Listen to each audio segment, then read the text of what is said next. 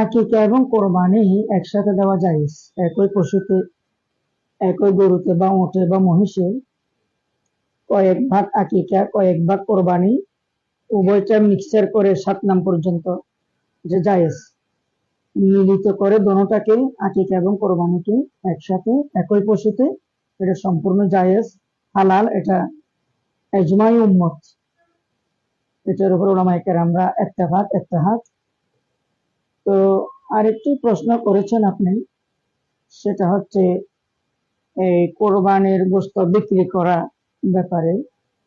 কোরবানির দাতা কোরবানির গোশত বিক্রি করা বা হাড় বিক্রি করা কিছুতে জায়েজ নয়।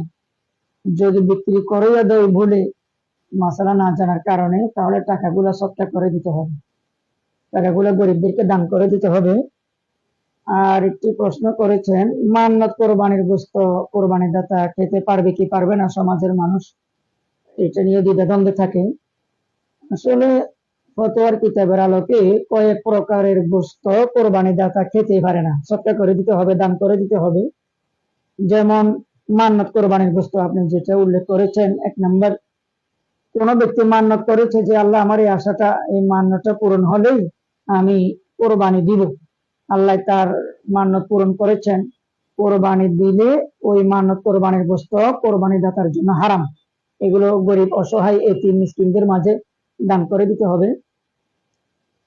আর এক প্রকারের গোশত কোরবানি দাতা খেতে পারে না, সেটা হচ্ছে ওসিয়ত কোরবানির গোশত।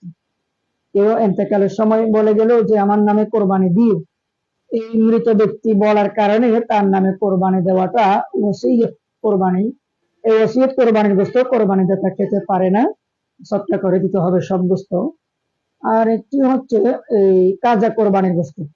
নেশা পরিমাণের মালিক ছিল, তিনি কোনো কারণে কোরবানি 3 দিনের ভিতরে দিতে পারে নাই, তাহলে 3 দিন পরে সে কোরবানি দিলে কোরবানির গোশতগুলো খেতে পারবে না, সৎকা করে দিতে হবে সব গোশত। তাহলে মান্নত কোরবানির গোশত, ওসিয়ত কোরবানির গোশত, কাজা কোরবানির গোশত, এই 3 প্রকার কোরবানির গোশত কোরবানি দাতা খেতে পারে না।